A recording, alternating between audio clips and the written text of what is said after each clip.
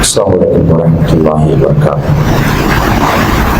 إن الحمد لله نحمده ونستعينه ونستغفره ونعوذ بالله من شرور أنفسنا وسيئات أعمالنا. من يهده الله فلا مضل له ومن يضلل فلا هادي له. وأشهد أن لا إله إلا الله وحده لا شريك له وأشهد أن محمدا عبده ورسوله. அன்புக்குரிய இஸ்லாமிய சகோதரிகளை, புனிதமிகு ரமலான் மாதத்தில் நபிகள் நாயகம் ஸல்லல்லாஹு அலைஹி வஸல்லம் அவர்கள் பெண்களுக்கான சட்டத்திட்டங்கள் எப்படி வழிகாட்டினார்களோ, அல் குர்ஆன் எப்படி வழிகாட்டியதோ, அந்த அடிப்படையின் கீழ் ஒவ்வொரு சட்டங்களாக நாம் அறிந்து கொண்டிருக்கிறோம். இன்றைக்கு நாம் பெண்களுடைய ஆடைகள் தொடர்பாக இஸ்லாம் சொல்லுகிற சட்டம் என்ன என்பது குறித்தும், அதோட தொடர்பான அலங்காரங்கள் என்னென்ன அலங்காரம் இருக்கிறதோ அதையெல்லாம் சேர்த்து உள்ளடக்கி இன்றைக்கு நாம் அறிந்து கொண்டிருக்கிறோம். பொதுவாக நீ பார்த்தீங்கன்னா பெண்களுடைய அலங்காரங்கள் குறித்து அல்லாஹ் சொல்லுகிற பொழுது, வகுல்லில் மூமினீன யகுபுல்ன மின் அபுசாரிஹின்ன, மூமினான பெண்கள் தங்களுடைய பார்வைகளை தாழ்த்துக் கொள்வார்கள். வயஹ்ஃபல்ன ஃபுரூஜஹுன்ன, அவருடைய கற்புகளை காத்துக் கொள்வார்கள். வலா யுபதீன ஸீனத்தஹுன்ன, அவங்களுடைய அலங்காரங்களை வெளிப்படுத்த வேண்டாம் என்று அல்லாஹ் சொல்லி காட்டுகிறார். இன்னும் அல்லாஹ் சொல்லுகிற பொழுது, வல் யதுரிபுன பிஹுமுரிஹின்ன அலா ஜுயூபிஹின்ன, தங்களுடைய தலைமுக்காடுகளை மேல் சட்டையின் மீது போட்டுக்கொள்ளுங்கள், தலைமுக்காடுகளை மேல் சட்டையின் மீது இப்படி போட்டுக்கொள்ளுங்கள் என்று அல்லாஹ் சொல்லிவிட்டு இப்பதான் அல்லாஹ் விளங்கப்படுத்துறான். என்ன விளங்கப்படுத்துறான்? யாருக்கு முன்னால அலங்காரத்தோடு நிற்கலாம். அதுல முதலாவது வலாயுதீன சீனத்தகுன்ன இல்லா நீ பூலத்தையின்ன, பூலத்தன்ன கணவர்மாருக்கு முன்னால அலங்கரிக்கலாம். அவ் ஆபாயின்ன, பெற்றோர்களுக்கு முன்னால் பெண்கள் அலங்காரத்தோடு நிற்கலாம். அவ் ஆபாய் பூலத்தையின்ன, கணவனுடைய பெற்றோர்கள், அப்போ அவங்களோட மாமா, அவங்களுக்கு முன்னால அலங்கரித்திருக்கலாம். அவ் இஹ்வானிஹின்ன, சகோதரர்களுக்கு முன்னால் அங்கே அலங்கரித்திருக்கலாம். அவ் பனி இஹ்வானிஹின்ன, அதுபோன்று சகோதரர்களுடைய குழந்தை, ஆண் குழந்தைகள், அவங்களுக்கு முன்னாலும் அலங்கரித்திருக்கலாம். அவ் இஹ்வான் அவ் பனி அஹ்வாத்திஹின்ன, சகோதரிகளுக்குரிய ஆண் குழந்தை இருப்பான், அவங்களுக்கு முன்னாலும் அலங்கரித்திருக்கலாம். அவ் நிசாயிஹின்ன, உங்களை போன்ற பெண்கள் மட்டும்தான் சபையில் இருக்கிறாங்க, வேறு யாருமே இல்லை, அப்ப அலங்கரித்திருக்கலாம். அவ் மாமலக்கத் ஐமானுமுன்ன, தங்களுக்கு சொந்தமான அடிமைகள், அது நம்மளோட காலத்தை போய் இல்லை. அதுபோல் அபித்தாபீன கைரி உளில் இருபதி நபிஜால், ஆண்கள் இருந்து நாட்டம் இல்லாத வயது அடைந்து அது மாதிரி ஆண்களுக்கு முன்னால அலங்கரித்திருக்கலாம். அவை திஃப்லில்லதீன லம் யதுஹரு அலா அவ்ராத்தி நிசா, பெண்களுடைய மறைவிடங்களை அவர்கள் அறிந்து கொள்ளாத சம்பந்தமா எதுவுமே நுழைஞ்சே இல்லை, அப்படிப்பட்ட அந்த குழந்தைகளுக்கு முன்னால அலங்கரித்திருக்கலாம் என்று அல்லாஹ் தஆலா யாருக்கு முன்னால அலங்கரித்திருக்கலாம் என்று பேசுகிறான். இதுல அலங்காரம் என்பதை கொஞ்சம் விளங்க வேண்டியிருக்கிறது. அலங்காரங்களை எப்படி விளங்கணும்னா, இப்ப பெண்ணை பொறுத்த வரைக்கும் பெண்ணுடைய அழகு அலங்காரம் இரண்டாக பிரிக்கும். அழகு வேற, அலங்காரம் வேற. அலங்காரம் என்ற என்னன்னு கேட்டா, இப்ப உதாரணத்துக்கு அல்லாஹ் அல் குர்ஆன்ல சொல்லுகிற பொழுது அந்த வசனங்களை வச்சு நம்ம புரிஞ்சு கொள்ளலாம். அதுக்கு அரபுல ஜீனத்துன்னா அலங்காரம். எப்படி அல்லாஹ் சொல்றான்? வலக்கது ஜஅல்னா ஃபிஸ்ஸமாய் புரூஜன் வஸய்யன்னாஹா லின்னாதிரீன், நாமே வானில் நட்சத்திரங்களை ஏற்படுத்தி பார்ப்போருக்கு அவற்றை அழகுபடுத்தியிருக்கிறோம் சொல்லி காட்டுகிறான். வஸய்யன்னாஹா லின்னாதிரீன், பார்க்கிற மக்களுக்கு அழகுபடுத்தியிருக்கிறோம். வானம் ஒன்று இருக்கிறது, வானத்தை எப்படி அலங்கரிக்கிறான்? நட்சத்திரங்கள் மூலம் அலங்கரிக்கிறான். வானம் அழகுதான், அது அலங்கரிக்கப்படுகிறது. அது எப்படி எதை கொண்டு அலங்கரிக்கப்படுது? அது நட்சத்திரங்களை கொண்டு. வஸய்யன்னாஹா, பார்ப்போருக்கு அழகுபடுத்துகிற வகையில் அலங்கரித்திருக்கிறோம். அப்ப அங்க என்ன எக்ஸ்ட்ரா மேலதிகமாக ஒரு அழகெல்லாம் பேசுகிறான். அது இன்னொரு இன்னா ஸையன்னா ஸமா அத்துன்யா பிஸீனத்தில் கவாகி, அருகில் உள்ள வானத்தை நட்சத்திரங்களின் அலங்காரத்தால் அழகாக்கினோம். நட்சத்திரங்களை கொண்டு என்ன செஞ்சோம், அந்த வானத்தை அழகாக்கினோம் என்று சொல்லி காட்டுகிறான். அப்ப இந்த வசனங்கள்லாம் எதை சொல்லுதுன்னா, உதாரணத்துக்கு ஒரு பெண் ஒன்று இருக்கிறான், பெண்ணை வந்து ஒரு அழகோடு இருக்கிறாங்க, அவங்கள வந்து அழகுபடுத்துறது ஒரு ஆடை போட்டு, ஆடை என்ன செய்யறதுன்னு கேட்டா அந்த ஆடை அலங்கரிக்கப்பட்ட ஆடை. அப்படியே வந்தா நீங்க உங்களுக்கு வெறும் சாதாரண அபாயா போடுவதற்கும், அபாயாவில் வந்து இந்த மணிகள்லாம் போட்டு சும்மா வந்து அதை பார்க்கிற மக்களுக்கு ஈர்க்கிற வகையில அந்த வேக் பண்ணி அது அந்த மாதிரி சில ஆடைகளை நீ பார்த்துரு அபாயால கூட விதிக்கிறது.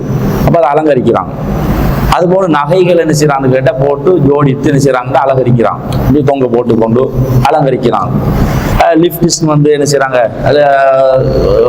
இதுல உதடுகள் அடிச்சு அதை அலங்கரிக்கலாம். அப்ப அந்த உடம்பு வந்து அந்த ஆடையை கொண்டு ஆடைக்கு மேலால அலங்கரிக்கப்பட்ட இதெல்லாம் அலங்கரிக்கலுமோ, இதெல்லாம் வந்து அழகுபடுத்தலுமோ, அது போன்ற அம்சங்களை கொண்டு அழகுபடுத்திட்டா இவர்கள் வந்து வெளியே வரக்கூடாது, வெளியே காட்டக்கூடாது. இப்ப நீங்க வீட்டுல இருக்கலாம், யாருக்கு முன்னால் இருக்கலாம் விளங்கப்படுத்திட்டோம், யாருக்கு முன்னால் இருக்கலாம். உதாரணத்துக்கு உங்களோட மாமாவாக இருந்தா நீங்க திருமணம் முடிச்சிருக்கீங்க, அவர் ஆம்பளை தான், ஆனால் அவங்களுக்கு முன்னால் அலங்கரித்திருக்க தப்பு கிடையாது. கணவன் அலங்கரிக்கிறமா அவங்க மாமா வீட்டுக்கு வந்துட்டு போறாங்க, அது தப்பு கிடையாது. அது நம்ம அந்த உடனே ஒழிச்சிடணும், அவங்க வந்து பார்த்துவாங்க, அப்படி கிடையாது. இப்போ உங்களோட சகோதரர்களுக்கு முன்னால் நீங்க அலங்கரித்திருக்கீங்க, சகோதரர்கள் தானே நான் அலங்கரிச்சிருக்கணுமா, அந்த மாதிரி அப்படியெல்லாம் வந்து கூச்சப்பட தேவையில்லை. அதாவது இஸ்லாத்துல அனுமதி இருக்கிறது. இப்ப சகோதரர்களுடைய ஆம்பளை பிள்ளை வருவாங்க, வீட்டுக்கு வருவாங்க, இப்ப நீங்க வந்து அலங்கரிச்சு கொண்டிருப்பீங்க, அந்த மாதிரி வந்து தப்பான்னு கேட்ட தப்பு கிடையாது. அப்ப அழகு வேற, அலங்காரம் வேற. அலங்காரங்களை தான் அதை வெளிப்படுத்த வேணாம்னு சொல்றான். இப்போ கேள்வி ஒரு முகமிக்கு தானே, முகத்தை வெளிப்படுத்தலுமா? அந்த முகம் வந்து அழகுல சேருது, அலங்காரம் இல்லை. அப்ப அதுல கூட வந்து விதிவிலக்கு. உதாரணத்துக்கு இந்த முகம், இந்த கை, அது போன்று வந்து இந்த கால், இதெல்லாம் வந்து மனிதன் வந்து வெளிப்படுத்தலாம். அதே நேரத்துல வந்து அலங்காரத்தை காட்டக்கூடாது. உடம்பை மறைக்கிற பகுதின்னு வேற பகுதி இருக்கிறது. ஏன்னா இதை தவிர உடம்பு மறைச்சி ஆகணும், அது ஏதாவது ஒரு துணியால வந்து அவங்க மறைச்சி ஆகணும் என்பது பகுதி. இரண்டாவது பகுதி வந்து இறுக்கமான ஆடைகளை வந்து பெண்கள் அணியக்கூடாது. ஆடை அணியணும், இறுக்கமான ஆடைகள் அணியக்கூடாது. ஏன்னா ரசூல்ல சொல்றாங்க, ஒரு காலம் வரும், அந்த காலத்தில் ஆடை அணிந்து நிர்வாணிகளாக தோட்டம் பெறுகிற சில பெண்கள் தோன்றுவார்கள். அவர்கள் வந்து சுவர்க்கத்தின் ஆடையை கூட நுகர மாட்டான்னு சொல்லிட்டாங்க. அப்ப ஆடை வந்து என்ன செய்யணும், போட்டாலும் அந்த ஆடை வந்து இறுக்கமான ஆடையாக அமைந்து விடக்கூடாது. அதே நேரத்தில் அலங்கரிக்கப்பட்ட ஆடை இருந்து வெளியே போகக்கூடாது. உள்ளுக்குள்ள அலங்கரிச்சு அறிக்கலாம், மற்றபடி உடம்பு என்ன செய்யப்படும், மறைக்கப்பட வேண்டும். எதை தவிர இந்த முகம், கை, அதுபோன்று கால் பாதங்கள், இதை தவிர என்ன செய்யக்கூடாது, மற்ற பகுதிகளும் முழுமையாக மறைக்கப்பட வேண்டும். அதுக்கு தலைமுடி என்பது என்ன, இது வந்து அவுரத் என்ற பகுதி. இப்ப வந்து நீங்க வந்து வீட்டுல என்ன செய்றீங்க, வீட்டுல இருக்கிற பொழுது நீங்க வந்து வீட்டுல சாதாரண இருந்து கொள்ளலாம். வீட்டுல வந்து வாப்பா இருக்கலாம், சகோதரர்கள் இருக்கலாம், அவங்களுக்கு முன்னால தலைமுடி காற்று தப்பு கிடையாது. அவங்க மகரமான உறவுகளுக்கு மத்தியில் வந்து தலைமுடியை காற்று தப்பல்ல. ஆனா இப்ப வந்து நீங்க என்ன செய்றீங்கன்னு கேட்டா, வெளியே போறீங்க, ஒரு மரக்கறி வியாபாரி வாராது, உடனடியாக என்ன செய்யணும்னு கேட்டா, நீங்க தலையை துறந்த கோலத்தோட வெளியே போறீங்கன்னா இப்ப தலைமுடியை நீங்க காட்டுறீங்க, இது அவுரத்.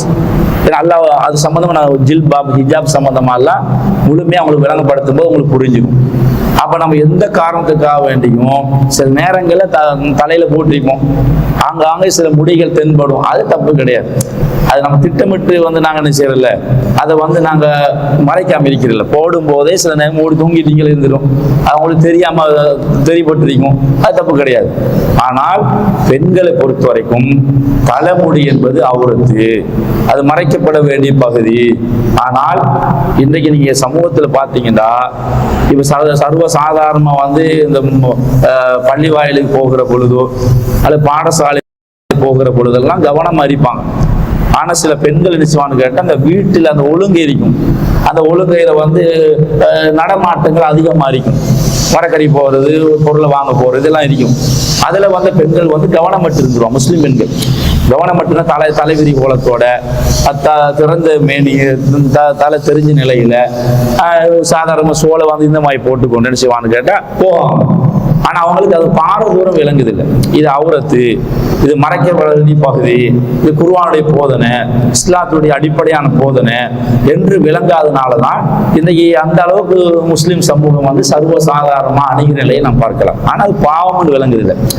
உதாரணத்துக்கு இஸ்லாத்தின் பார்வையில ஒரு பெண்ணும் ஆணும் பார்வையை கட்டுப்படுது, பார்வையை பார்க்கக்கூடாதுன்னு சொல்லுது. அப்ப பார்த்தா என்ன, பார்த்த உடனே பார்வையை தாழ்த்திடணும், பார்ப்போம் அது தாழ்த்திடணும், தப்பான நோக்கத்துல பார்க்கக்கூடாது, தவறான நோக்கத்தில் பார்க்கக்கூடாது என்று இஸ்லாம் சொல்லுது. அதே நேரத்தில் இஸ்லாம் சொல்லுகிற ஆடையை தாண்டி ஒருத்தர் வந்து தலையை திறந்து கொண்டு போறாரு, பாவமா இல்லையா?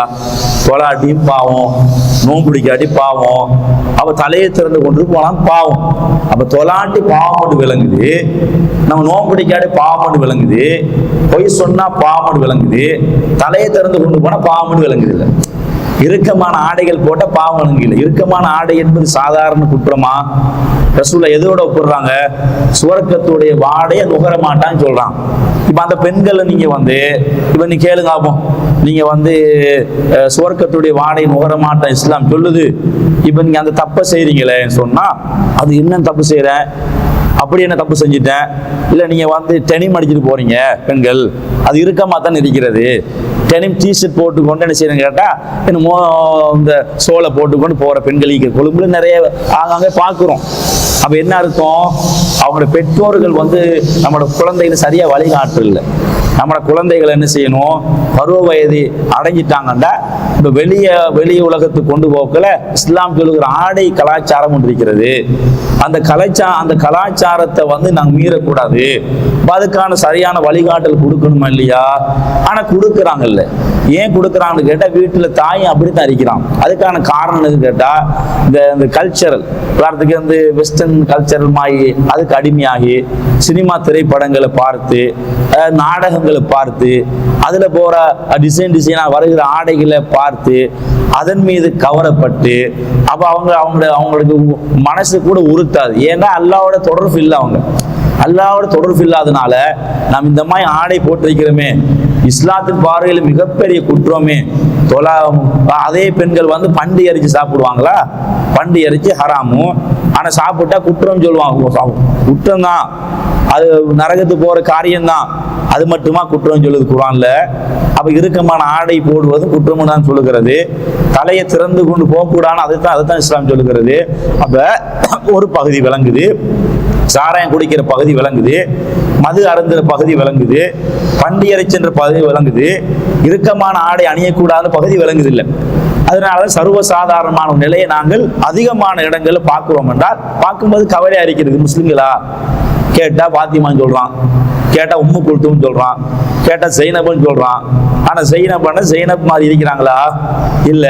இந்தியாவில் நீங்க எடுத்து பாருங்க, அப்போ நாடல் பாடல் கூத்து கும்மாளங்கள் இஸ்லாமிய அடிப்படை ஆடையை தாண்டி நிலையை நாங்க பார்க்கிறோம். இப்படி இலங்கை இந்தியா நாடுகள்ல வந்து சில பெண்கள் இஸ்லாத்துக்கு மாற்றமான விரோதமான ஆடையை அணிவதை நாங்கள் பார்க்கிறோம் என்றால் அவர்கள் இஸ்லாத்துடைய அதனுடைய பாதிப்பை, இது மறுமையினால் அவங்களுக்கு கிடைக்கிற பாதிப்பை அவர்கள் விளங்கவில்லை, அவர்கள் அறியவில்லை என்பதை புரிந்து கொள்கிறோம். அதோடு சேர்த்து அந்த பெண்ணுக்கும் பாதுகாப்பு தானே. நீ இந்த மாதிரி ஆடைகள் அணிந்து வெளி உலகத்து செல்வதனால தான் நிறைய கற்பழிப்பு நடக்குது, நிறைய அந்த பெண் வந்து நிறைய பாதிக்கப்படுகிறார். இதுக்கெல்லாம் காரணம் அந்த பெண்களுடைய ஆடை தான் காரணமா இருக்கிறது. எனவே இதுல வந்து கவனமா இருக்கணும் என்ற ஒரு பகுதி. இன்னொரு பகுதி, எல்லாரும் என்ன நினைக்கிறான்னு கேட்டா அந்த கருப்பு ஆடைக்கு தான், கருப்பு அபாயா மட்டும்தான் போடணும். இப்போ ஒருத்தர் பச்சை கலர்ல போட்டிக்கிறாரு, ஒரு பெண் வந்து ஒரு நீல கலர்ல அபாயா போட்டிக்கிறாங்க. அப்ப அது எப்படி போடுவீங்க? அப்ப இஸ்லாத்துல அப்படி போட சொல்லிக்கிறதா? அப்படி ஒரு கேள்வி கேட்கிற நிலையை பார்க்கிறோம். இப்ப என்னன்னா சமூகத்துல இருக்கிறது என்பது கருப்பு மட்டும்தான் போடணும், கருப்பை தவிர வேற கலர் போடக்கூடாதுன்னு நினைக்கிறாங்க. ஆனா வந்து அவங்க நினைக்கிறது காரணம் கேட்டா அவங்க ஏதோ குர்ஆன் சுன்னா படிச்சு இல்லை. நம்ம வந்து நம்ம சமூகத்துக்கு மத்தியில காலகாலமாகவே என்ன இருந்து வருகிறது, கருப்பு தான் நம்மளோட பெண்கள் போடுவாங்க. அதை மையப்படுத்தி என்ன செய்வான்னு கேட்டா, அப்ப வந்து கருப்பு போடாம நீல அபாயா போட்டிக்கிறாங்களே பாருங்க, மார்க்கமே இல்லை அவங்ககிட்ட, இஸ்லாத்தை விட்டு போயிட்டு அப்படின்னு நினைக்கிறான். ஆனா அவங்க கருப்பு அபாயா போறது என்பது அது தவறு சொல்லலை, அது உண்மையில மற்ற அபாயா போடும்போது அது நல்லா இருக்கும். ஆனா மற்ற அபாயாக்களை, ஒரு கலர் அபாயாக்களை போட்டா இது தப்பு கிடையாது. எது தப்புன்னு விளங்கணும், டிசைன் போடுறது, வேக் பண்ணி அலங்கரித்து இழுக்கிற மாதிரி, அதுக்கு மெருகூட்டி, இது மாதிரி தான் தப்பு. அது இல்லாம கலருக்கு தப்பு கிடையாது. இதுக்கு ஆதாரமா பாத்தீங்கன்னா, இது புகாரில 5825 இலக்கமா பதிவு செய்யப்பட்டிருக்கிறது. என்ன வருதுன்னு கேட்டா பாருங்க, அதுல ரிஃபான்னு சொல்லக்கூடிய நபித்தோழர், அவர் தல்லக்க இப்ராத், அவருடைய மனைவி வந்து தலாக்கு சொல்லிட்டார். அப்துல் ரஹ்மான் இப்னு சுபைர் இப்னு குரலி, அப்துல் ரஹ்மான் இப்னு சுபைர் இப்னு குரலி சொல்லக்கூடிய நபித்தோழர் செய்றான்னு கேட்டா, அந்த பெண்ணை திருமணம் முடிக்கிறான். திருமணம் முடிச்சது பிறகு அந்த அப்துல் ரஹ்மான் இப்னு சுபைர் குரலி வந்து அந்த பெண்ணுக்கு அடிக்கிறான். ஏதோ பிரச்சனை வந்து போல அடிச்சுட்டா தளம்புகள் வார அளவுக்கு அடிக்கிறான். இது வந்து இதை ரசூல்லாட்டு ஆயிஷா நாயன் செய்யறான்னு கேட்ட, இந்த என்ன பண்ணிக்கிறான் பாருங்க என்ன முறையிடுறான். அந்த பெண்ணை பார்த்து ஆயிஷா நாயன் சொல்றாங்க, வாலைஹா ஹிமாருன் அஹ்லர், அவங்க வந்து முக்காடு, தலை முக்காடு போட்டுக்கொண்டு வந்தாங்க, பச்சை துணியால், பச்சை கலராலன்னு செஞ்சாங்க, போட்டுக்கணும். அஹ்லர் வார்த்தை வருது, இது புகார்ல வருது. அப்ப வந்து அவங்க கலர் போடக்கூடாது என்று சொல்லி இருந்தா, ஆயிஷா நாயன் சொல்லியிருக்கணும், என்னவா கலர் போட்டிக்கிறீங்க, கருப்பு தானே போடணும், கருப்பை தவிர என்ன வேற கலர் போட்டீங்கன்னு கேட்டீங்கணுமா இல்லையா? இது ரசூலுல்லாஹ்க்கு முன்னிலையில தான் இப்போ என்ன செய்யணும் நடக்கு சம்பவம். அந்த ஹதீஸ் கூட எப்படி வரும்னு கேட்டா, லா ஜில்துஹா அஷத்த ஹதரத அன் சௌபிஹா, அவ அணிஞ்சிருக்க ஆடிருக்க சௌபு, அந்த சௌபுடைய பச்சை கலரை தானே, அதை விட அந்த அடிச்ச அந்த காயை வந்து பச்சையா இருந்துச்சு. அவ அணிஞ்சிருக்கிற ஆடை பச்சை, ஆனா அடிச்ச காயம் பச்சை தழும்பல் ஏற்பட்டிக்கு, அதை விட பச்சையா தழும்பல் ஏற்பட்டிக்குன்னு செய்யறாங்க. ஆயிஷா நாயகி சொல்ற செய்தி ரசூலுல்லாஹ்க்கு முன்னிலையில தான் அதை விசாரணைக்கு உட்படுத்துவதற்கு வாராங்க. இந்த செய்தி புகார்ல வருது. அப்ப என்ன விளங்குறோம், அப்ப வந்து ரசூலுல்லாஹ் தடை செஞ்சாங்களா, அல்லது ஆயிஷா நாயகி வந்து நீங்க நம்ம வளமையாக வந்து கருப்பு தான் அணிஞ்சு வரோம், அதுக்கு மாற்றமா போட்டீங்கன்னு கேட்டாங்களா? கேட்கல. அப்ப எனவே கலரான அபாயாக்கள் போடுவது மார்க்க அடிப்படை தப்பு கிடையாது, தவறு கிடையாது என்பதை புரிந்து கொள்ளணும். இன்னொன்று, கருப்பு எடுத்துக்கொள்ளுங்க. உண்மையில கருப்பை பொறுத்த வரைக்கும் பெண்களுக்கு இன்னும் அசௌகரியம் கூட. ஏன்னா அந்த வெயிலுடைய உஷ்ணத்தை வந்து அப்படின்னு நம்ம அந்த கருப்பை தவிர மற்ற பட்டு தெரிச்சிரும், இது அப்படியே அதை உள்வாங்கிக் கொள்ளும். அப்ப கடுமையான உஷ்ணமா இருக்கும். ஏற்கனவே முழுமையாக அந்த ஆடை அணிஞ்சிருந்தோம்னா இன்னுமே ஹீட்டா இருக்கும். அப்ப அவங்க என்ன செய்யலாம், விரும்பி போடுற தப்பு கிடையாது. அவங்க நினைச்சா வந்து இல்லை ஹீட்டா இருக்கு, நான் வந்து கலரை போட போறேன்னு சொன்னா போட்டுக்கொள்ளுங்க, இல்லை திருப்தி இல்லை அப்படின்னு நினைக்க தேவையில்லை. மார்க்க அடிப்படையில் தப்பு இல்லை, தவறில் சொல்லுகிற பொழுது ஆடை வந்து கலர் ஆடைகள் நாங்கள் வாங்குவது என்பது தவறில்லை என்ற அடிப்படையை நாம் புரிந்து கொள்ள வேண்டும். ஆனா எதை நாம் புரியணும், நீ கருப்பு அணிந்தாலும் கலர் அணிந்தாலும் அதை பேக் பண்ணி அழகுபடுத்தி அலங்காரங்களை படுத்தி அது மாதிரி தான் செய்யக்கூடாது, அதை போடக்கூடாது. போடலாம், ஏற்கனவே விளங்கப்படுத்தி யார் யாருக்கு முன்னால போட்டு கொண்டு இருக்கலாம் என்ற ஒரு பட்டியல். பெண்கள் மட்டும்தான் இருக்கிறான் சபையில, யாருமே இல்லை. அப்ப நீ அவங்களுக்கு மத்தியில போடுங்க. நீ எவ்வளவு நீங்க சிலாக்கள் வந்து நான் வாங்கின ஆடை என்ன செய்யணும், அவன் பார்க்கணும், நம்ம காட்டணும், விலை கூடிய ஆடை அப்படி நினைக்கிற பெண்களா இருந்தா அப்ப வந்து நம்ம ஆடையை கொஞ்சம் பார்க்கணுமே. எங்களோட வாப்பை வாங்கி தந்த ஆடை, என்னோட ஹஸ்பண்ட் வாங்கி தந்த ஆடை, பெருமதி கூடிய ஆடை என்ன நீங்க நினைச்சீங்கடா, இஸ்லாம் சொல்லுகிற அந்த மகரத்துக்குள்ள நீங்க செய்யலாம், போட்டுக்கொள்ளலாம். பெண்கள் மட்டும் இருக்கிற சபையார அவங்களும் போட்டுக்கொள்ளலாம், தப்பு கிடையாது. ஆனா வெளி உலகத்தான் போக வேண்டி வரும். இப்ப நீங்க வந்து ஒரு ஹால்ல உங்களுக்கு என்ன செய்யறாங்க, கல்யாணத்துக்கு கூப்பிட்டுக்கிறான், இப்போ கல்யாணத்து போக போறீங்க, நீங்க வந்து பெண்கள் மட்டும் இருக்கிற சபை தான். ஆனா நீங்க அந்த ஆடைகளை போட்டு போக்கல வெளியிறங்கி தானே போகணும், வெளியிறங்கி போக்கல 4 பேர் பார்த்துருவான். அப்ப அந்த மாதிரி நேரங்கள் அப்ப என்ன பார்க்கணும், நம்ம வந்து அந்த இடத்துக்கு போறோம்ன்றா யாருக்குமே விளங்காது, துருவா நீ காரை கொண்டு வந்து உள்ள கூறீங்க, அப்போ அங்க யாருமே ஆம்பளை இருக்க மாட்டாங்கன்னா அப்ப வேற விஷயம் இல்லை. அங்க வேற ஆம்பளைகள் சப்ளை பண்ணது இருப்பாங்கன்னா அப்ப நீங்க என்ன செய்யணும், பெண்கள் சபையாக இருந்தாலும் பெண்கள் மட்டும் இருக்கிற சபையாக இருந்தாலும் சப்ளை பண்றது ஆண்கள் இருக்கிறாங்களே, அப்ப நம்ம அலங்கரிக்கப்பட்ட ஆடை போடக்கூடாது அல்ல சொல்லிட்டானே, வலா இபுதீன சீனத்தை ஒண்ணு, பெண்களுடைய அலங்காரங்களை வெளிப்படுத்த வேணாம் சொல்லிட்டான். அப்ப நாம என்ன செய்யக்கூடாது, அந்த இடத்துக்கு போகக்கூடாது. எதை நாங்கள் கவனமாக அது தெளிவாக செய்ய வேண்டும், புரிந்து கொள்ள வேண்டும். உங்களோட வீட்டுக்கு விருந்தினர் வராங்க, எல்லாமே மகரமான அந்த உறவுகள் தான். அப்ப நீங்க என்ன செய்யுங்க, விலை கூடிய ஆடை நான் பார்க்கறது பசுந்தான அலங்கரிக்க நீங்க தப்பு கிடையாது, தவறு கிடையாது. எனவே நீங்க அணிய விரும்புறீங்கன்னா அணிஞ்சு கொள்ளுங்க, மகரமா இருக்கணும், அஜ்னபிகள் கலக்கக்கூடாது. அதை நாங்க கவனித்துக் கொள்ள வேண்டும் என்ற ஒரு முதல் பகுதி.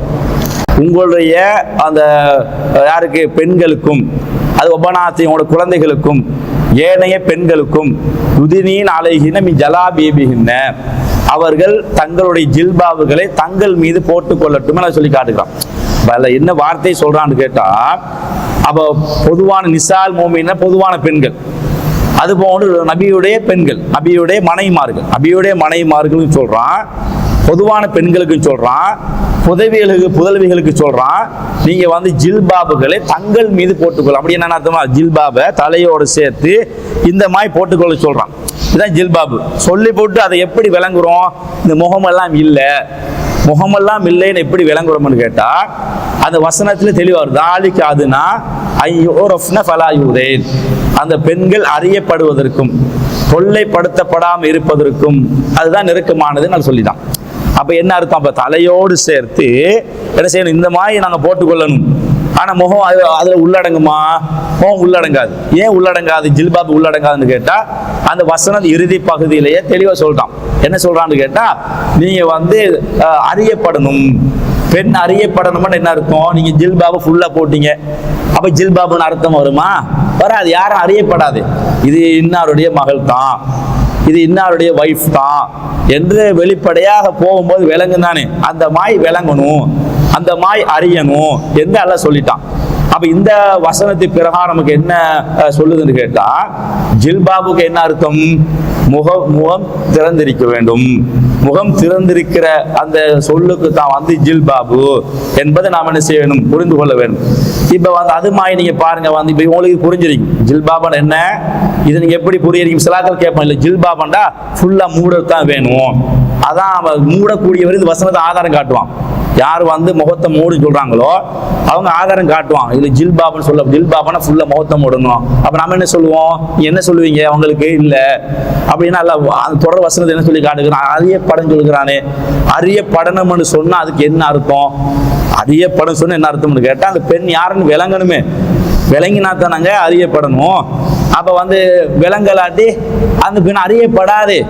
அப்ப அறியப்படுற வகையில் இருக்கணும்டா அந்த ஜில்பாப் போட்ட ஜில்பாப் என்பது முகம் திறந்த நிலையில் இருக்க வேண்டும் என்பதைத்தான் தெளிவான செய்தி காட்டுகிறது என்ற அடிப்படை நாம் புரிந்து கொள்ள வேண்டும். சரி, இப்ப வந்து இதனால என்ன நன்மை, என்ன அடிப்படை, இதுக்கு இதை வச்சு வேற என்ன விளங்கலாம்னு கேட்டா, இப்ப சிலாக்கள் என்ன சொல்லுவான்னு கேட்டா, இந்த பெண்கள் வந்து மூடை இயலும், அது போன்று திறக்கையும் இயலும், அப்படி புரியலாம் தானே விளங்கலாம். ஆனா அப்படி புரியக்கூடாது.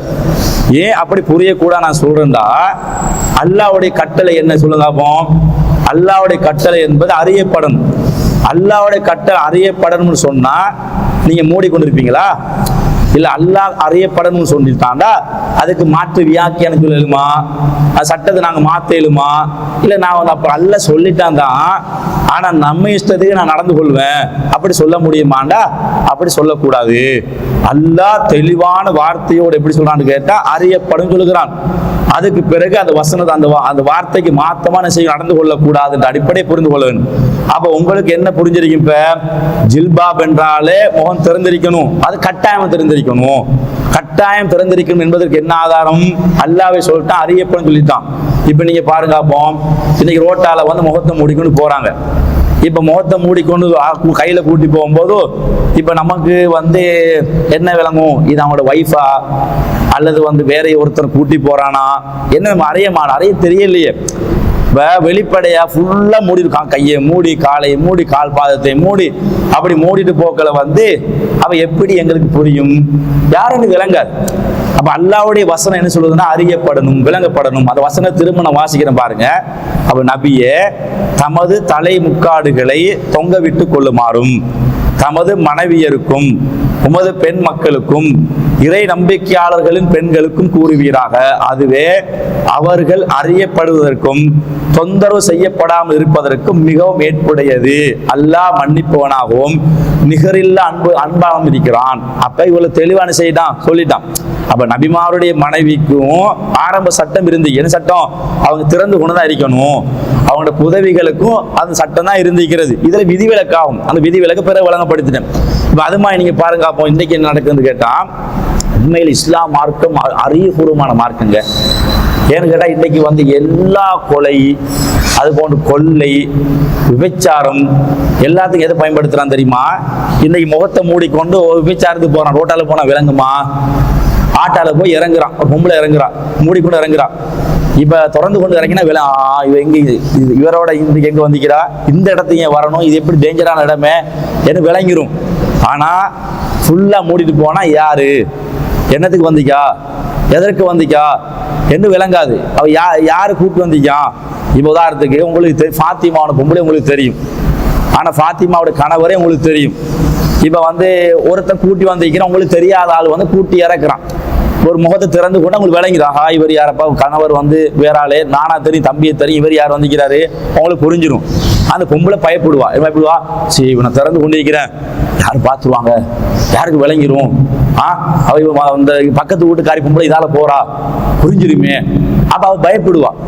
அந்த சட்டம், இஸ்லாமிய சட்டம் இருக்குத்தானே, ஒருத்தனை பயங்காட்டும், விபச்சாரத்தை விட்டும் அவனை பாதுகாக்கும். அது போன்று வந்து கொலை செய்யறான், கொலை செய்யறது செய்வான்னு கேட்டா ஃபுல்லா மூடி கொண்டு தான் போவான்.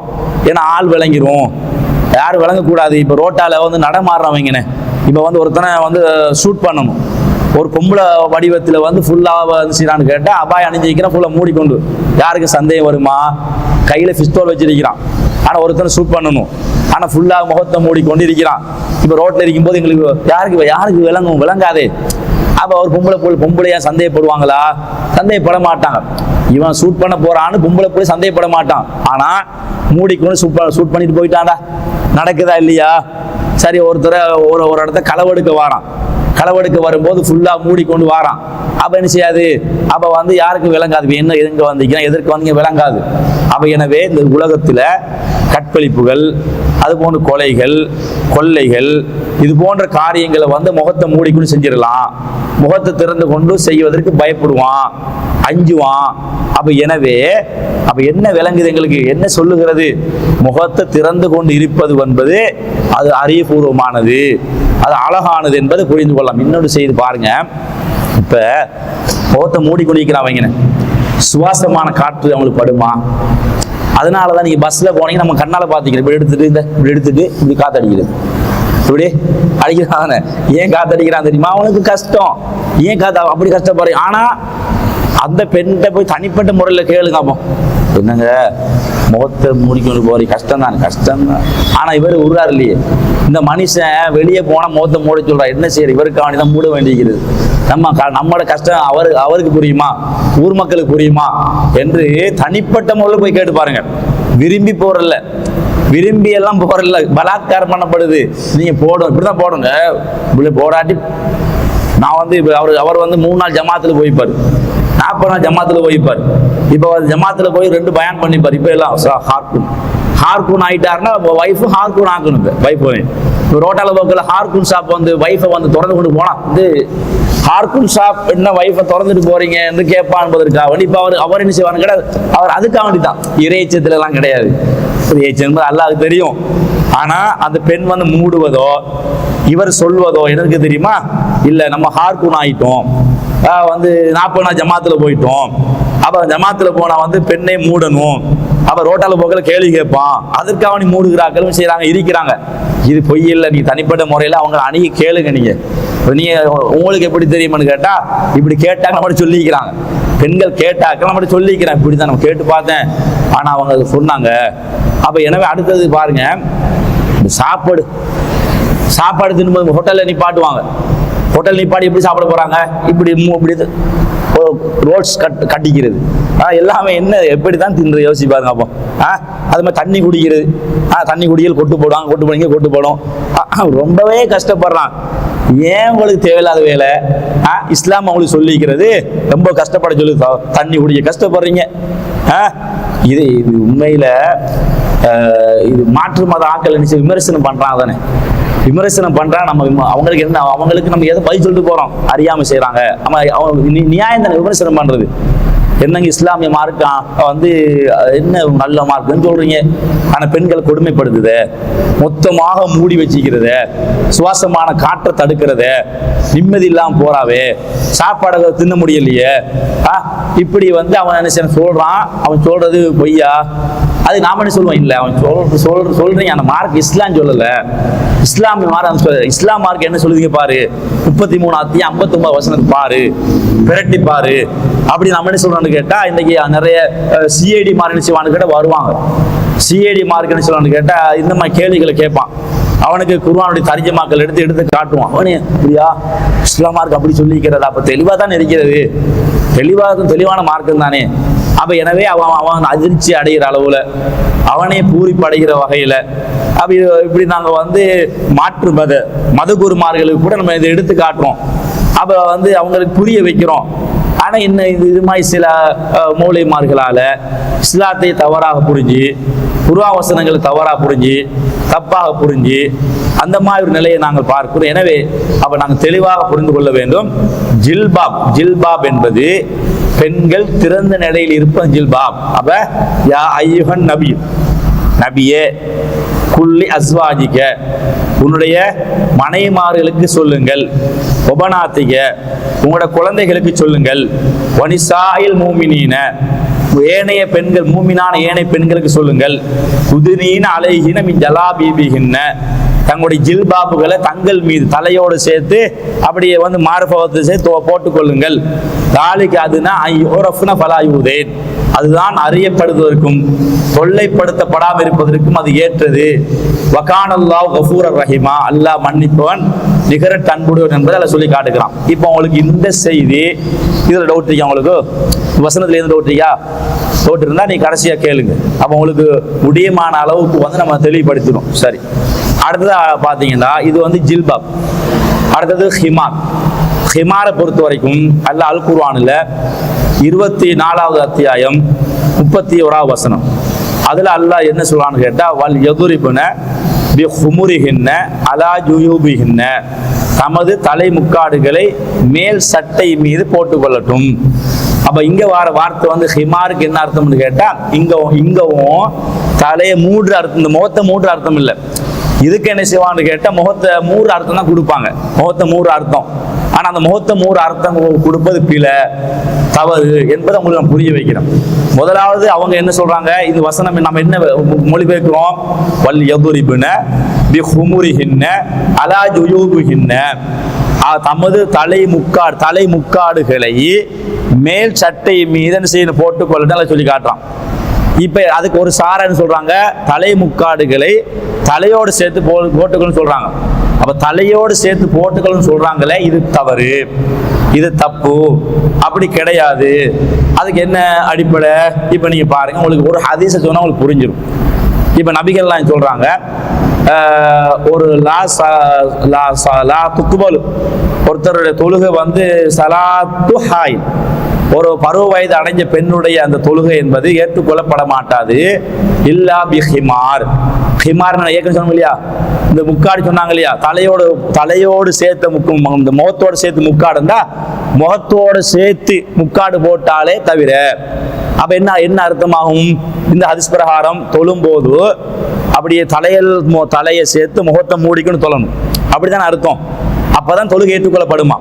இவங்களோட அர்த்தம் என்ன? ஹிமாரண்டா முகத்தை மறைக்கணும், அப்ப தலையோடு சேர்த்து முகத்தை மறைக்கணும் சொல்றாங்க. சரி, இந்த ஹதீஸ் சொல்லுது, நீங்க ஹிமார் போடாட்டி உங்களோட தொழுகை ஏற்றுக்கொள்ளப்படாத சொல்லுகிறது. ஹிமாருக்கு இவங்களோட அர்த்தம் பெறாதுன்னா முகத்தை மூடும். அப்ப எப்படி சொல்லணும்? ஒரு பொம்பளை தலையோட சேர்த்து முகத்தை மூடிக்கும் சொல்லணும். அப்படி சொல்லுறாங்களா? அப்படி தொழுதா? ஒரு வீட்டுக்கு போறீங்க, முகத்தை மூடுற பொம்பளை வீட்டுக்கு போயிட்டு பாருங்க, அப்ப முகத்தை மூடிக்கொண்டு சொல்லுவாளா? முகத்தை மூடிக்கொண்டு சொல்ல மாட்டாளே, திறந்து கொண்டு தான் தொழுவா. கேளுங்க அப்போம். இப்ப தொழும் போது முகத்தை மூடிக்கொண்டு சொல்லணுமா? வீட்டுல தனி எரிக்கிறீங்க, தனி எரிக்கும் போது யாரையும் உங்களோட வீட்டுல கணவர் மட்டும் தான் இருக்கிறாரு, கணவர் மட்டும் இருக்கிற போது தொழும்போது முகத்தை மூடிக்கொண்டு தொழணுமான்னு கேளுங்க. தேவையில்லையே அப்ப இந்த ஹதீஸ் சொல்லுது. அப்ப நீங்க சொல்ற ஹிமாருக்கு முகத்தை மூட சொன்னா ஹிமார் இல்லாம தொழுகை ஏற்றுக்கொள்ளப்பட மாட்டான்னு சொல்லுகிறது. அப்ப நீங்க தனியா தொழும் போது முகத்தை மூடிக்கொண்டு தானே தொழணும். அப்படியா? அது அப்படி வருதா அப்படின்னு செய்வான், கேள்வி கேட்பான். அப்ப முகத்தை மூட சொல்லக்கூடிய யாராக இருந்தாலும், எந்த ஆலிம்களாக இருந்தாலும், அவங்களோட மனைவிமார்கள் வீட்டில் தொழுகிற பொழுதோ முகத்தை திறந்து கொண்டுதான் தொழுகிறார்கள். அப்ப நீ திறந்து கொண்டுதான் தொழுகிறாங்கன்னு என்ன அர்த்தம்? அப்ப ஹிமாருக்கு என்ன அர்த்தம் வச்சுக்கிறீங்க? திறக்கிற அர்த்தம் தானே வச்சுக்கிறீங்க. அப்ப தொழுகைக்கு ஒரு அர்த்தம், தொழுகைக்கு வெளியே வேற அர்த்தமா? வீட்டுக்குள்ள ஒரு அர்த்தம், வீட்டை விட்டு வெளியே போன இன்னொரு அர்த்தமா? அப்ப ஹிமாருக்கு என்ன அர்த்தம்? அப்ப இந்த ஹதீஸ் பிரகாரம் என்ன விளங்குது? தொழும் போதோ எப்படி தொழணும்? தலையை சேர்த்து அப்ப மார்பகத்தை சேர்த்து மறைச்சு முழுமையா மறைச்சு தொழணும். அப்படித்தானே ஒரு தொழுகிறாங்க. அப்ப ஹிமாருக்கு அதான அர்த்தம். அப்ப இந்த ஹிமாருக்கு எப்படி தெளிவா புரியுறோமோ, இப்ப குர்ஆன்ல வார ஹிமாருக்கு மாற்றம் புரியுறீங்க. குர்ஆன்ல வார ஹிமாருக்கு என்ன அர்த்தம்? வல் யதுரிபுன பிஹுமுரிஹின்ன அலா ஜுயூபிஹின்ன, தங்களுடைய அந்த தலை முக்காடுகளை வந்து மேல் சட்டை மீது போட்டுக்கொள்ளுங்க. அப்படித்தான் அர்த்தம் கொடுப்பீங்க, அப்படித்தான் கொடுக்கணும். இது இந்த ஹதீஸை விளங்குறமா? அந்த ஹதீஸ் அப்படித்தான் புரியணும். அப்ப எனவே அன்பான சகோதரிகளே, அப்ப உங்களுக்கு ஹிமாருக்கு என்ன அர்த்தம்? முகத்தை திறந்த நிலையில் இருப்பதுதான் ஹிமாருக்கு அர்த்தம். அந்த வசனத்துக்கு என்ன அர்த்தம்? அதுதான் அர்த்தம். அப்ப ஒரு வசனத்தை ஒரு ஹதீஸ் துணையோடு புரியணும், விளங்கணும். அதான் அடிப்படையான செய்தி. ஒன்று, ஒரு வசனத்துக்கு விளக்கமா இன்னொரு வசனம் அமையும், அல்லது ஒரு வசனத்துக்கு விளக்கமா பின்னால் வசனம் முன்னால் வசனம் விளங்கும். உதாரணம் சொல்வதா இருந்தா அல் குர்ஆன்ல இப்ப நீங்க பாத்தீங்கன்னா குர்ஆனை வந்து ஒழுவோடு தான் தொடரணும்னு சொல்றாங்க. ஒரு ஆதாரம் காட்டுவான், லா யமஸ்ஸுஹு இல்லல் முத்தஹரூன். அதை அந்த குர்ஆனை சொல்றாங்க, குர்ஆனை தூய்மையான ஆட்களை தவிர யாரும் தொட முடியாது என்று வசனம் வருது. இதுக்கு என்ன சொல்றான்னு கேட்டா, பாருங்க, தொடக்கூடான்னு வருதுதான். ராயமசு இல்லல் முத்தஹரூன் வருதுதானே சொல்றாங்க. முன்னுக்கு பாத்தீங்களா? முன்னுக்கு என்ன சொல்லுது? இன்னஹு லகுர்ஆனுன் கரீம், இது சங்கையான குர்ஆன், ஃபீ கிதாபி மக்னூன், இது பாதுகாக்கப்பட்ட ஏட்டில் இருக்கிறான்னு சொல்லிக்காரு. பாதுகாப்பு ஏட்டில் இருக்கிறது, அந்த ஏட்டில் உள்ள குர்ஆனை தொட முடியாது தூய்மையானாக்கள் தவிர. அப்ப யார்? மலக்குமார்கள், பரிசுத்தவான்கள். மலக்குமார்கள் தவிர யாரும் தொட முடியாது. அப்ப நீங்க முன்னுள்ள வசனத்தை பார்க்காம பின்ன அது மட்டும் அர்த்தம் கொடுப்பீங்களா? முன்னுக்கு பாருங்க, எதை பத்தி பேச, எந்த குர்ஆனை பத்தி பேசுது? உலகத்துல இறங்கின குர்ஆனை பேசல. ஃபீ கிதாபி மக்னூன், பாதுகாக்கப்பட்ட ஏட்டில் இருக்கிறது சொல்லிவிட்டு அல்ல, அந்த ஏட்டில் உள்ளதை, அதை அந்த பாதுகாக்கப்பட்ட ஏட்டில் உள்ள குர்ஆனை தொட முடியாது மலக்குமார்களை தவிர. அப்படித்தான் அர்த்தம் கொடுக்கணும், அப்படித்தான் புரியணும். ஒரு வசனத்தை முன்னால பார்க்கணும், ஆனா அந்த வசனத்துக்கு உள்ளே அந்த அர்த்தங்கள் பார்க்கணும், அல்லது வந்து அந்த வசனத்துக்கு விளக்கமா இன்னொரு வசனத்தை பார்க்கணும், அல்லது அந்த வசனத்துக்கு விளக்கமா ஹதீஸை பார்க்கணும். அப்படித்தான் அடிப்படை புரியணும். அப்ப இந்த ஹிமாருக்கு விளக்கமாக ரசூலுல்லாஹ் சொன்ன ஹதீஸ் வந்து விளக்கமா இருக்கிறது. அப்ப ரெண்டையும் இணைச்சு நம்ம புரிகிறோம். அப்ப ஹிமார் என்பது என்ன? தலையை மூடி முகத்தை திறந்து இதை வந்து அப்படியே மறைக்கிறது, அப்படி புரிஞ்சுக்கணும். அப்போ உங்களுக்கு ஹிமார் விளங்கிட்டு ஜில்பாபும் விளங்கிட்டு. சரி, அடுத்ததா பாத்தீங்கன்னா ஹிஜாப். இந்த ஹிஜாபை பொறுத்த வரைக்கும் ஹிஜாப் வந்து யாருக்குரிய சட்டம் என்று கேட்டா, நபிமாருடைய மனைவிமார்களுக்கு மட்டும் உள்ள சட்டம். இப்ப உங்களுக்கு ஏற்கனவே ஜில்பாபுல என்ன வந்தீங்கன்னு கேட்டா, அந்த நபிமாருடைய மனைவிமார்களுக்கு அல்லாஹ் கட்டளையிட்டான் சேர்த்து நீங்க அவன் ஜில்பா போடணும். இப்ப அவங்க விதிவிலக்காகிறான், அது சட்டம் விதிவிலக்காக்கப்படுகிறது. எப்படி? அந்த ஜில்பாப் என்பது ஏனைய எல்லா மூமினான பெண்களுக்கும், ஆனா நபிமாருடைய மனைவிக்கு இல்ல, அது இல்ல. அவங்களுக்கு என்ன சட்டம்? அப்ப வேற வசனம் சொல்லுது. எப்படி சொல்லுது பாருங்க, வைதா சஅல்துமூஹுன்ன மத்தான் ஃபஸ்அலூஹுன்ன மின் வராஇ ஹிஜாப். இது வந்து 33வது அத்தியாயத்துல 59வது வசனம். அது அல்லாஹ் என்ன சொல்றான்னு கேட்டா, பெண்கள்கிட்ட நீங்க போய் ஏதாவது கேட்டா திரைக்கு பின்னால் இருந்து கேளுங்க. அதான் என்ன சொல்றான்? இதுதான் உங்களோட உள்ளங்களுக்கும் அவங்களோட உள்ளங்களுக்கும் பரிசுத்தமான சொல்லி காட்டுகிறான். என்ன வார்த்தையை பயன்படுத்துறான்? பெண்கள், யார்? நபிமாருடைய பெண்களிடத்தில் ஏதாவது நீங்க கேட்க போனால் நேரடியா கேட்க கூடாது, திரைக்கு பின்னால் தான் கேட்கணும். திரை என்ன அர்த்தம்? இது திரை தான். இந்த திரைக்கு இப்ப இந்த திரை அங்கால உள்ளாக்கள் எனக்கு விளங்காது, இங்குள்ளாக்க அங்கால விளங்காதான் திரை போடுறது. வீட்டுல போனா ஸ்கிரீன் போட்டுவான், திரை போட்டுவான், அவங்க யாருன்னு விளங்கக்கூடாது, புரியக்கூடாது. வெளியே வந்தாங்கன்னா அவங்க உடம்புக்கு திரை போட்டுவான், அதான் அர்த்தம். வீட்டுக்குள்ள ஒரு திரையை போட்டு உள்ள கரிப்பாங்க, அது விளங்காத அளவுக்கு கரிப்பாங்க. வெளியே வரும்போது செய்வாங்க, உடம்புக்கு திரை போட்டுருவோம். மொத்த உடம்பு எப்படி வீட்டுக்குள்ள இருக்கும் போது நமக்கு ஒரு பொருளை கேட்க போனா டிரெக்டா முகம் விளங்காதோ, உடம்பு விளங்காதோ, அது போன்று உடம்பு என்ன முகம் தானே பேசிக்கு. உடம்பு வந்து வெளியே வந்தாலும் கூட உடம்பு விளங்க தானே செய்யும். ஆனா அந்த உடம்பு எப்படி விளங்கும்? ஸ்கிரீன் மூடப்பட்ட நிலையில, ஒரு திரை போட்ட நிலையில தான் வீட்டுல தெரியும். ஆனா வெளியே வந்துட்டாங்க அவன் எப்படி மாறுவான்னு கேட்டா அப்படியே மொத்த உடம்பே மறைச்சிருவாங்க. அப்ப இந்த சட்டம் வந்து யாருக்குரிய சட்டம்? இது நபிமாருடைய மனைவிக்கு மட்டும் ஒரு சட்டம். அதுக்கு என்ன ஆதாரம் தெரியுமா? பாருங்க, ஒவ்வொரு செய்தியை கொண்டு வர பாருங்க. இப்ப உமர் அலி வந்து சொல்றாங்க, அல்லாஹ்வின் தூதரே, உங்களோட வீட்டுக்கு எதுகுலு அலைக்கல் பர்ரு வல் ஃபாஜிரு, கெட்டாக்களும் வாராங்க, நல்ல ஆக்களும் வாராங்க. நீங்க வந்து இந்த உம்மஹாத்துல் மூமினோட தாய்களுக்கு நீங்க வந்து பில் ஹிஜாபை கொண்டு நீங்க கட்டளையிடக்கூடாதா? பல அமர்த்த உம்மஹாத்தில் மூமினீன பில் ஹிஜாபை கொண்டு கட்டளையிடக்கூடாதா? அப்படி சொல்லுவான். ரசூலை சுயமாக சொல்ல முடியாதானே? இப்படி சொல்லுகிற பொழுதோ அல்லாஹ் தஆலா அன்ஸலல்லாஹு ஆயத்துல் ஹிஜாப், அப்ப ஹிஜாபுடைய வசனத்தை இறக்குறான். என்ன சொல்றாங்க? உங்களோட வீட்டுக்கு நல்லாக்கள் வராங்க, கெட்டாக்களும் வராங்க. யாரு நல்லா யாரும் கெட்டாங்க விலங்கு இல்லை. எனவே உங்களை இந்த நபிமாருடைய குறிப்பிட்டு சொல்ற உம்மஹாத்துல் மூமின்களுக்கும் குறிப்பிட்டு கேட்கிறாங்க, உங்களுக்கு திரைப்படக்கூடாதான்னு கேட்கிறாங்க. அப்பதான் அல்லாஹ் தஆலா வைதா சால்துமூன் மதான் வஸலூஹுன்ன மின் வராஇ ஹிஜாப் இந்த வசனத்தை இறக்குறான். அப்ப உமர் அலி வந்து மூமின்களுடைய தாய்மார்கள் குறிப்பிட்டு கேட்கிற பொழுது அப்ப அந்த வசனத்தை இறக்குறான். இது ஒரு செய்தி, இது புகாரில இந்த செய்தி பதிவு செய்யப்பட்டிருக்கிறது. அது பாருங்க, புகாரில 146 இலக்கமா பதிவு செய்யப்பட்ட செய்தி பாருங்க.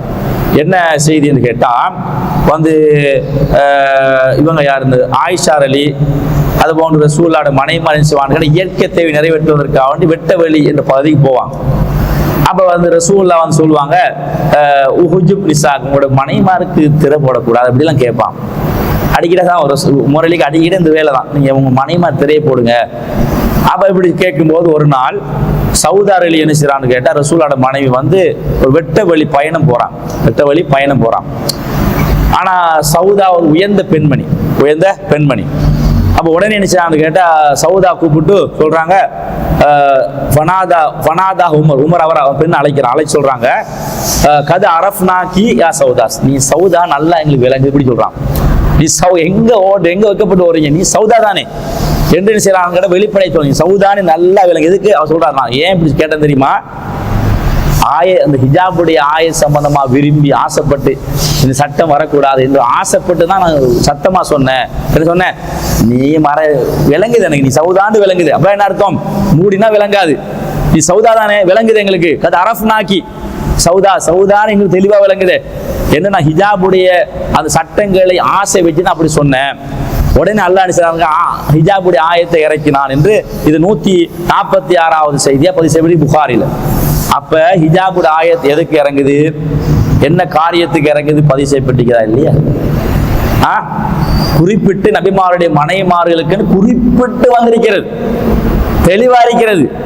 அப்படி இருக்கும் போது அப்ப இதே மொத்தமாக என்ன செய்யறாங்க, இது எல்லாருக்கும் சமர்ப்பிக்கிறாங்க. இப்ப உங்களுக்கு தெரியுமா, நபிமாருடைய மனைவிமார்களுக்கு மட்டும் வந்து நிறைய ஸ்பெஷலான சட்டம் இருக்கிறது, அது வேற யாருக்கும் பொருந்தாது. அதுல முதலாவது, நபிமாருடைய மனைவிமார்கள் வந்து இன்னொரு திருமணம் முடிக்கல. என்ன ரசூலுல்லாஹ் வந்து மௌத்தா போயிட்டாங்கன்னா அவங்க முடிக்கிறது. ஆனா மற்ற பெண்கள் முடிக்கலாம். ஆனா அதுக்கு அல்லாஹ் சொல்றான் பாருங்க, வாலா அன் தங்கிஹு அஸ்வாஜு மின் பாதி அபத, இதுக்கு பிறகு அவங்களுடைய யாரு அந்த நபிமாருடைய மனைவிமார்களை வந்து திருமணம் முடிக்கக்கூடாது. என்னால சொல்லிட்டான், முடிக்கக்கூடாது. அப்ப வந்து அவங்களுக்கு வேற சட்டம். இன்னொரு சட்டத்தை நீ பாத்தீங்கன்னா, இப்ப வந்து அவங்க ஏதாவது தவறு செஞ்சாங்கடா, ஒரு மானக்கேடான தவறு செஞ்சுட்டாங்க. தவறு செஞ்சு அவங்களுக்கு உங்களுக்கு மற்ற மக்களுக்கு கொடுக்கிற தண்டனமா அல்ல, அவங்களுக்கு இரட்டைப்பான தண்டனை இருக்கிறது. நபிமாருடைய மனைவிமார்கள் என்ன சட்டம் பண்ண அல்லாஹ் சொல்றான் பாருங்க. எப்படி சொல்றான்டா, மையத்தி மின்குன்ன பிஃபாஹிஷன் முபையினா, தெளிவான மானக்கேடோடு அந்த நபிமாருடைய மனைவிமார்கள் வந்து அவங்க குடிபட்டால், அந்த நிலையில வந்து உள்வாங்கப்பட்டால், தவறு செய்தால், யுபாஃபுலஹல் அஸாபு தைஃபைன், அவங்களுக்கு தண்டனை இரட்டிப்பாக கொடுக்கப்படும் என்று அல்லாஹ் சொல்லி காட்டான். அப்ப மற்ற மனைவிமார்களுக்கு, மற்ற பெண்களுக்கு அப்படி இல்லையே. ரசூலோட மனைவிமார்களுக்கு மட்டும்தான் இரட்டிப்பு தண்டனை. ஆனா கூலியும் இரட்டிப்பு கிடைக்கும், தண்டனை இரட்டிப்பு கிடைக்கும் என்று என்ன செய்ய அல்குர்ஆன்ல இது வந்து 33ஆம் அத்தியாயம் 30வது வசனத்தை நீங்க செய்யலாம் பார்க்க முடியும். அதுமா நீங்க பாருங்க, இன்னொரு செய்தியாளர் சொல்ல யானிசா நபியுடைய மனைவிமார்களே லஸ்துன்னக அஹதி மின் நிசா, மற்ற பெண்களை போன்று நீங்க இல்லைன்னு சொல்றான். மற்ற பெண்கள் மாய் நீங்க இல்லை, அவங்களுக்கு சட்டம் வேற, அவங்களுக்கான அடிப்படைகள் வேற, அவங்கெல்லாம் எங்கட தாய்க்கு சமனான ஆக்கள். அப்ப எனவே மற்ற பெண்கள் போன்று நீங்க இல்லை என்ன சொல்லிட்டான். ஜாஹிலியா காலத்து உக்கார்ன ஃபீ புயூத்திகின்ன வலா தபர்ருஜல் ஜாஹிலியத்துலா, ஜாஹிலியா காலத்துல சுத்தி திரிஞ்சது மாதிரி நீங்க யாரும் சுத்தி திரிய வேணாம் என்று அல்லாஹ் செய்யறான். இது நபிமாருடைய மனைவிமாருக்கு என்று அல்லாஹ் தஆலா சொல்றான். அப்ப திருமணம் முடிக்க கூடாது என்று வேறுபடுத்தப்படுது. அது மாதிரி வந்து அவங்க தண்டனை இரட்டிப்பாக்கப்படுது, கூலியும் இரட்டிப்பாக்கப்படுது. இந்த நபிமார் மனைவிகளை போன்று மற்ற பெண்கள்லையும் சொல்லப்படுது. அப்ப ஏன்னா அந்த அடிப்படையில தான் அவங்களுக்கு இந்த ஹிஜாபும் அவங்களுக்கு மட்டும் உரியது. அந்த சட்டத்தை பொதுவாக்கிடக்கூடாது. அப்ப எனவே பொதுவாக்கினா அப்ப நீங்க வந்து அவங்களுக்கு ஒரு ஸ்பெஷலா சட்டத்தை நீங்க கையில் எடுத்துக்கொள்றீங்க. அப்படி நீங்க கையில் எடுத்தீங்கன்னா குர்ஆனை மீறீங்க. எப்படி மீறீங்க? அவர்கள் அறியப்பட வேண்டும் என்ற அந்த சட்டத்தை மீறீங்க. சட்டத்தை மீறினா என்ன நடக்கும்னு கேட்டா அது குற்றம் தான் இருக்கும், குர்ஆனை மீறின குற்றம் கிடைக்கும். அப்ப இதை நாம் என்ன செய்ய வேண்டும்? தெளிவாக புரிந்து கொள்ள வேண்டும். இது ஒரு பகுதி. உங்களுக்கு ஹிஜாப் பண்ணா நபிமாருடைய மனைவிக்கு மட்டும்தான். ஹிமார் ஜில்பாப் என்பது பொதுவாக எல்லாரும் குறிக்கும். அதுக்கு அர்த்தம் என்ன அர்த்தம்னு கேட்டா தலையோட சேர்த்து முகம் இல்லாம மற்ற பகுதியை மறைக்கிறது. ஹிஜாப் பண்ணா மொத்த உடம்பை என்ன செய்யறது? மறைக்கிறது. எதுவுமே விளங்காது, கையும் விளங்காது, கால் பாதம் விளங்காது. அதை நாங்க புரிந்து கொள்ள வேண்டும். அது மாதிரி நீங்க பாத்தீங்கன்னா இப்ப சரி சில நேரங்கள்ல இப்போ அவங்க ஒரு தங்கடமான நிலைமை இருக்கும். அந்த நேரங்கள்ல வந்து இப்போ ஒரு இந்த கை பகுதியோ அல்லது வந்து தலைப்பகுதியோ அல்லது கால் பகுதியோ விளங்க வேண்டிய நிலைமை ஏற்படும். இப்போ அப்போ தப்பானது தப்பு கிடையாது. அது வெள்ளம் போட்டாலும் சரியான வெள்ளம். இப்போ நீங்க வந்து ஆடையை கொஞ்சம் உயர்த்திடுறீங்க, இப்போ கால் பகுதி விளங்குது, இப்போ தப்பா? இப்போ தப்பு கிடையாது. இப்போ ஒருத்தர் பாதிக்கப்பட்டு விழுந்து கிடக்கார், இப்போ நீங்க தூக்குறீங்க, தூக்கும்போது ஆடைகள் வந்து கொஞ்சம் அங்கே விலக ஆரம்பிக்கும் சில நேரங்கள்ல. அந்த மாதிரி நேரங்கள்ல வந்து தப்பான்னு கேட்டால் தப்பு கிடையாது. அப்ப ஒரு தங்கடமான நிலைமைகள்ல அது போன நேரங்களில் எங்கள் ஆடைகள் வந்து விலகுறது என்பது அது வந்து தவறுல போய் சேராது, தப்புல போய் சேராது. அதுக்கு ஆதாரமா நீங்க பாத்தீங்கன்னா நபிகள்லாம் காலத்துல வந்து யுத்த களம் தானே, அந்த யுத்த களங்கள்ல வந்து என்ன செய்வாங்கன்னா காயப்பட்டாக்களுக்கு சிகிச்சை வழங்குறது யாருன்னு கேட்டால் பெண்கள் தான். பெண்கள் சிகிச்சை வழங்குவான். அது போன்று காயப்பட்டாக்களை தூக்கிட்டு போறது, தண்ணி கொடுக்கறது, மாதிரி இதெல்லாம் செய்வான். இது புகாரில நான் பார்க்கலாம். அதுல புகாரில 3381 வருகிறது. எப்படி வருதுன்னு கேட்டா அவங்க வந்து ஒரு நபித்தோல் அறிவிக்கிறார். உம்மு சுலைம் ஆயிஷா அவங்கள நான் பார்த்தேன். அவங்க சிகிச்சை வழங்கி கொண்டிருக்கிற நேரத்தில் என்ன செய்யறான்னு கேட்டா அவங்களுடைய அந்த கால்களின் கொலுசு தான், கால் கொலுசு போடுவாங்க தானே, அது உள்ள கொலுசு போட்டிப்பான். அந்த கொலுசை நான் பார்த்தேன்னு சொல்றான். கொலுசை நான் பார்த்தேன். அப்ப என்ன அர்த்தம்? கால் பாதம் வந்து பெண்களுக்கு வந்து அவங்க மூடி இருக்கணும். ஆனா வந்து கொலுசை வந்து நான் பார்த்தேன் என்று சொல்றாங்கன்றாலே வேலை செய்யும் போது என்ன செய்வாங்க? காலை உயர்த்த வேண்டி வரும், முடிச்சு கட்ட வேண்டி வரும், தண்ணியை தூக்கிட்டு வருவாங்க. தண்ணி தூக்கல எப்படி தூக்குவாங்க? சும்மா வந்து அந்த கச்சமாய் கட்டணும், அப்பதான் சுமந்து கொண்டு வர, இல்லாட்டி விழுந்துருவாங்க. அந்த மாதிரி நிலையில கால் விலங்கு அவங்க சொல்றாங்களே நான் வந்து கொலுசை நான் பார்த்தேன் அப்படி சொல்றாங்கன்னு என்ன அர்த்தம்? அது மாதிரி நிலைகள்ல ஒருத்தர் வந்து ஆடைகள் விலகுகிற பொழுது தப்பு வராது, தவறு வராது. இப்ப நீங்க பள்ளி வாயில் வந்திருக்கிறீங்க, இப்ப நீங்க ஒளிச்சேறீங்க, ஒளிச்சேயும் கிடந்த இந்த பகுதி வந்து விலைய தெரியதான் செய்யும். இப்ப வந்து தவறானு கேட்டா தப்பு வராது. ஏன் தப்பு வராது? இதுக்கு ஆதாரம் புகாரில 193 ஹதீஸ் எப்படி வருதுன்னு கேட்டா கான ரிஜாலு வன்னிசா, பெண்களும் ஆண்களும் ஒரு ஹவுல் மாதிரி இருந்துச்சு அன்றைக்கு ஒளி செய்வார்கள், சேர்ந்து ஒளி செய்வார்கள். அப்ப ஜமியன் சேர்ந்து ஒளி செஞ்சாங்கன்னு அர்த்தம்னு கேட்டா இது வந்து சேர்ந்து ஒளி செய்வான் வருகிறது. வேற ரிவாஜ் எப்படி வரும்னு கேட்டா கைகள் வந்து கைகள் ஒளி செய்ய, கைகள் அங்க போகும் இங்க போகும் அப்படிலாம் வருகிறது. அப்ப வந்து ஆண்கள் பெண்கள் ஒளி செய்யற சபையில கையை ஒளி செய்யும் போது இந்த கைப்பாதல் விளங்க தானே செய்யும். அந்த மாதிரியான ஒரு நிலை, வேற ஒளி செய்யறதுக்கு இடமே இல்லை, அந்த பகுதி மட்டும் தான் இருக்கிறது. அந்த மாதிரி ஒரு நிலையில வந்து அன்னைக்கு ஒளி செஞ்சுக்கிறான். அந்த மாதிரி ஒரு கட்டங்கள் வருகிற பொழுது ஒருத்தர் என்ன செய்யலாம்? அப்படி திறப்பட்டவன் தப்பு வராது, தவறு வராது. இன்னொரு செய்தின்னு பாத்தீங்கன்னா ஒரு பெண்மணி வந்து வாராங்க, வந்து என்ன செய்யறான்னு கேட்டா ரசூலாட்ட ஒரு மகளை கூட்டிக்கிட்டு வாராங்க. அப்ப மகளை கூட்டிக்கிட்டு வரும்போது ரசூலாவுக்கு அந்த அவங்களோட கையில வந்து ஆபரணங்கள் அடைஞ்சு ரசூலாவுக்கு விளங்கிட்டு. ஆபரணங்களை பொறுத்த வரைக்கும் வந்து அது அலங்காரம் தான், வெளிப்படுத்தக்கூடாதானே. ஆனா ரசூலாவுக்கு விளங்கிருக்கு ஆபரணம் வந்து விளங்கிது. ஆனா விளங்கும் போது ரசூலா கேட்கிறாங்க இதுக்கு நீ ஜகாத் கொடுத்தியான்னு கேட்கிறான். அந்த பொம்பளை சொல்றா வந்து இல்ல கொடுக்கல. அப்ப நாளை மறுமை நாள்ல நெருப்பால காய்ச்சப்பட்டு அது உனக்கு அணிவிக்கப்படுவது நீ விரும்புகிறாயான்னு கேட்குறான். அப்போ வந்து இல்லை, அப்போ அந்த உடனே அந்த பெண்மணி கலட்டின்னு செய்றான்னு கேட்டால் அதுக்கான சில ஏற்பாடுகளை செஞ்சான்னு வருது. அப்போ என்ன வருது, அது மாதிரி வந்து கைகள் வந்து விளங்கியதுனால தானே, ஆஃபர் விளங்கியதுனால தானே ரசூல் கேள்வி கேட்குறாங்க. அப்போ அந்த மாதிரி சில நேரங்களில், அதாவது சில வேலை நிமித்தம் கையை உயர்த்துகிற நேரத்தில் அந்த மாதிரி விளங்கிடும். சில இந்த தலைமுடியும் சிஸ்காஃப் வந்து திடீர்னு வெளிப்பட்டுரும், காற்றுக்கு வெளிப்பட்டுரும். அந்த மாதிரி நேரங்களில் குற்றமா தவறான்னு கேட்டால் எந்த குற்றமும் கிடையாது என்ற அடிப்படையை நம்ம வந்து தெளிவாக புரிந்து கொள்ள வேண்டும். அடுத்ததாக பார்த்தீங்கன்னா இன்னொரு செய்தி, இப்போ வந்து நம்ம கொலுசுகளோ தங்க ஆபரணங்களோ இதெல்லாம் நீங்கள் அணிகிறது வந்து தப்பு இல்லை, தவறு கிடையாது. ஆனால் வெளிப்படுத்தக்கூடாது. இப்போ காலில் வந்து கொலுசு போட்டுப்பீங்க, அது வந்து நீங்கள் நடந்து போகும்போது அது சத்தம் கேட்குற வகையில் இருக்கக்கூடாது. சத்தம் இல்லாத ஒரு கொலுசை நீங்கள் போட்டுக்கொள்ளுங்க. இப்படி நடக்கிறீங்க, நடக்கும்போது என்ன செய்யுது, ஒரு சவுண்ட் கேட்குது, சவுண்ட் கேட்குற அந்த சவுண்ட் கேட்குற வகையில் நடக்கக்கூடாது. அது இல்லாமல் வந்து நீங்கள் என்ன செய்யலாம், சவுண்ட் கேட்காது என்று இருக்குமா இருந்தால் அது மாதிரி கொலுசுகளை வந்து மறைச்சு கொண்டு போடுவது அது தப்பு இல்லை, அது தவறு இல்லை என்பதை நாங்கள் என்ன செய்யணும், புரிந்து கொள்ள வேண்டும். அப்போ உங்களுக்கு நான் வந்து அடிப்படையில் ஆடை என்றா என்ன, ஹிஜாப் என்ன, ஹிமாரண்டா என்ன, இது போன்ற எல்லா செய்திகளையும் உங்களுக்கு ஒரு தெளிவாக ஆதாரத்தோட சமர்ப்பித்திருக்கிறேன். இன்ஷா அல்லாஹ் இன்னும் நாங்கள் இது போன்ற செய்திகளை நாங்கள் படிக்க இருக்கிறோம். ஒவ்வொரு சட்டங்களாக நாங்கள் ஆதாரத்தோடு அறிந்து கொள்ள இருக்கிறோம். இன்றைக்கு நம்ம எதை கேட்டோமோ அந்த அந்த செய்திகளை என்னுடைய வாழ்க்கையிலும் உங்களோட வாழ்க்கை, என்னுடைய வாழ்க்கை என்பது என்னுடைய குடும்பத்துடைய வாழ்க்கை. நான் இந்த செய்தியை என் குடும்பத்துக்கு கொண்டு எத்தி வைக்கணும், குடும்பத்துக்கு போய் சொல்லணும். என்னுடைய குடும்பத்துடைய வாழ்க்கை உங்களோட வாழ்க்கையிலும் நடைமுறைப்படுத்தி சுவர்க்கத்தை அடைவதற்கு நம் அனைவருக்கும் இறைவன் கிருபை செய்வானாக. வாஹிரு தஅவானா அல்ஹம்துலில்லாஹி ரப்பில் ஆலமீன்.